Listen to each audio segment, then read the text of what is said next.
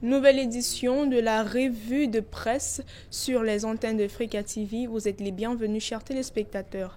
Nous débutons cette nouvelle édition au Cameroun. Le news magazine camerounais Défi Actuel nous propose ce matin un entretien avec Augustin Wambo-Yamdje, chef du programme détaillé de développement de l'agriculture en Afrique au DANPAD. Selon lui, la zone du libre-échange va stimuler le commerce intra-africain. Le spécialiste des questions de développement analyse donc les possibilités de transformation de l'agriculture africaine et les opportunités ouvertes par l'entrée en vigueur de la zone de libre-échange continentale. On poursuit avec le quotidien numérique qui publie République démocratique du Congo, assassinat du feu président Laurent Kabila-Désiré. Les familles des condamnés demandent leur libération. La suite en page 6 de votre journal. Jeune Afrique, quant à lui, s'intéresse à Laurent Gbagbo, ex-président de la Côte d'Ivoire.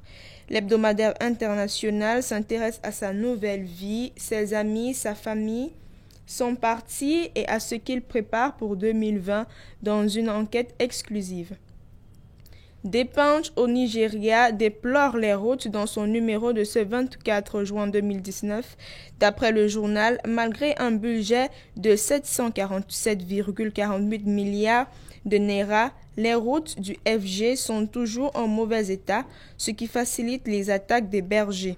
Le journal ajoute que, d'après leurs enquêtes, l'allocation budgétaire n'avait pas eu d'impact appréciable sur les routes du pays, car beaucoup d'entre elles étaient devenues non seulement des horreurs pour les yeux, mais aussi des embarras pour une nation en quête d'investisseurs.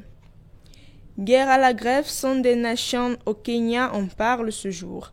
Avant l'échéance d'octobre de la Banque centrale pour l'élimination progressive des vieux billets de 1000 shillings, les enquêtes du journal relèvent comment les thésauriseurs ont recours à des moyens sournois et parfois bizarres pour blanchir l'argent qu'ils avaient planqué.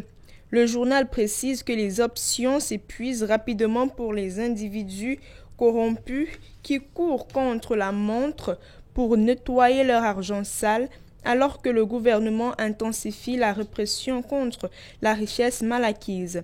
Cette décision fait suite à l'annonce faite jeudi par la Banque centrale du Kenya que la date limite du 1er octobre pour remplacer les anciens billets de 1000 shillings ne sera pas disponible. Des politiciens corrompus exposés, nous informe la une du journal zambien Daily Nation Newspaper.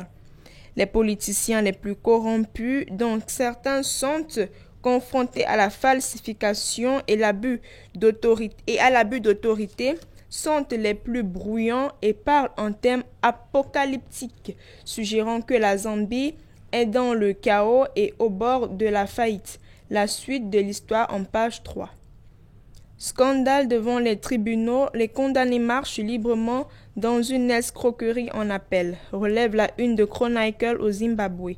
Le laxisme et la corruption présumée dans le système de justice pénale ont vu des dizaines de condamnés s'engager sans tracas malgré le fait qu'ils aient perdu leur recours devant la haute cour.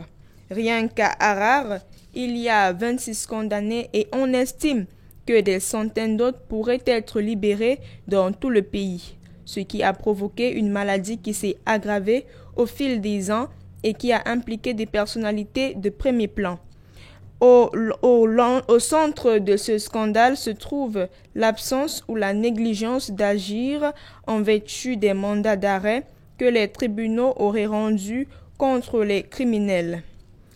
Le Zimbabwe découvre de minéraux rares, de Sunday Mail nous le fait apprendre. Les dépôts pourraient être les deuxièmes plus importants après la Chine, car la demande mondiale d'électronique augmente rapidement. D'après le journal tabloïd, la Zimbabwe repose sur des gisements abondants et lucratifs de minéraux, connus sous le nom d'éléments de terres rares, dont certains se vendent à plus de $1000 américains pour 1 kg et où les investisseurs cherchent d'autres sources que la Chine qui domine qui domine la production. Nous vous remercions, chers téléspectateurs, pour toute votre attention et retrouvons-nous prochainement pour une nouvelle édition de la revue de presse toujours sur Africa TV. Merci.